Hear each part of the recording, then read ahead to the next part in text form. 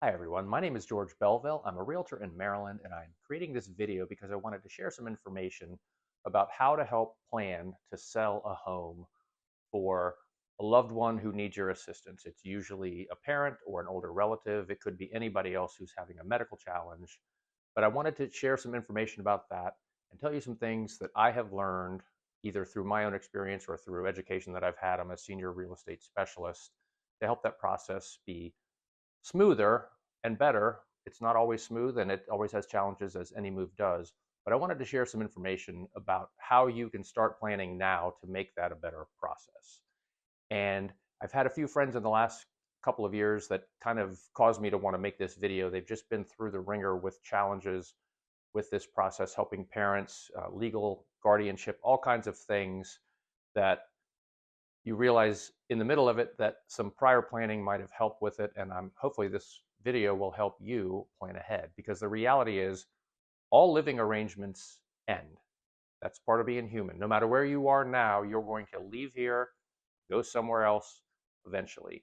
So the earlier you can have those conversations, the better the process will be, and you can make smarter decisions in the process.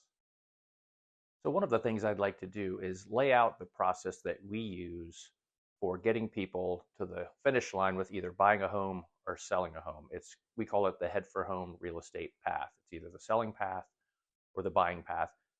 This is going to be actually about helping someone sell a house that's not yours path. I'm not sure we're going to call that senior selling path, whatever the arrangement will be. But our path is an acronym for plan, assess, take action, and head for home. And we're going to touch on each one of those steps briefly in this video. Then we're going to have follow-up videos that go into more detail on each part of that process. Otherwise, this video will be too long, and give you some suggestions. Because planning ahead decompresses the process, and having this conversation earlier makes it easier for everyone. Because as you can imagine, someone who's getting older and approaching the end of their life choices, they don't want to be told what to do. They don't want to be pushed. It could be a scary situation for them. So the sooner we can start this process with them and get them on board and sharing what they want and having conversations about it, the less stressful it's going to be in the end. So here are the few steps that we suggest that you take overall to make that a better process. So the P in PATH stands for planning. And as most people know, having a plan is usually preferred to not having a plan. But in this case, it's really significant, because having the conversation sooner and deciding what the steps may be, and of course, there can be variables and plans can change, but having the conversation early opens up the conversation to all of the parties. There could be spouses and siblings and all kinds of people who might have a vested interest in the outcome and want to participate. Having the conversation sooner rather than later is eminently better. Imagine the difference between sitting at the kitchen table and having a conversation about what somebody wants to do 10 years from now versus sitting at the kitchen table after a very impactful doctor's appointment saying, oh my gosh, what are we going to do now? The decision making, the emotions, all of that are going to be so strained in that second scenario. And that's what we're really hoping to avoid. So the first step of the process is to have a plan. And like I said, we're going to have a video for each part of this to help you break it down into bite-sized chunks to make it easier for you. The A in PATH stands for assess. And there are many things to assess when you're doing this. We use a mnemonic device, I guess I'll call it, to remember all the parts of what we assess. And they are money, motivation, must have, may have, where, and when. And that helps us stay on track as we're considering all the factors that are important in this process. So, and in this case, money also includes legal, because if you're planning this early enough, you should be having a discussion with an estate planner, doing wills, all of those things that will help down the road, and also having a financial plan that allows you to get to where you can support yourself in that situation, or the realization that you don't have any money and you're going to have to live with a family member. It can take all different shapes, but that's one of the things that we look at is money, the motivation. Why are they going to move? Why are they going to not move? That's a big one. The must-haves could be location, near family, near doctors. It could be a type of living. It could be how many floors there are, physical mobility, all those kind of things could be part of it. May have, or those are the nice to haves that, if they can get this, they will, but if they can't, they won't. Various things like that to discuss.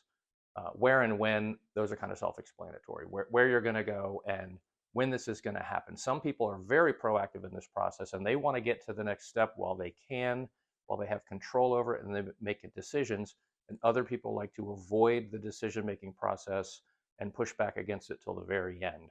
And obviously that creates its own set of challenges. And we're going to talk in another video about how to work with your loved ones or whoever it else may be that you're helping to get them to make smart choices in this process.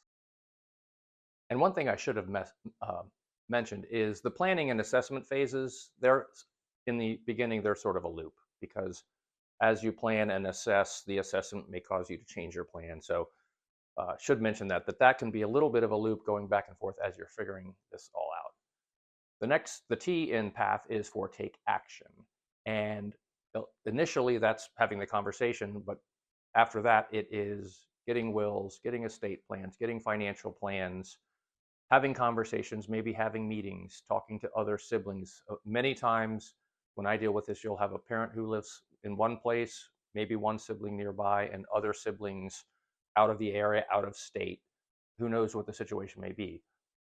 But taking action means having the conversations now and deciding what people will commit to or what how they're going to help, all those things in advance, so that when the time comes, you're ready to go. And obviously part of taking action when the time comes are actually doing the things that are part of the plan.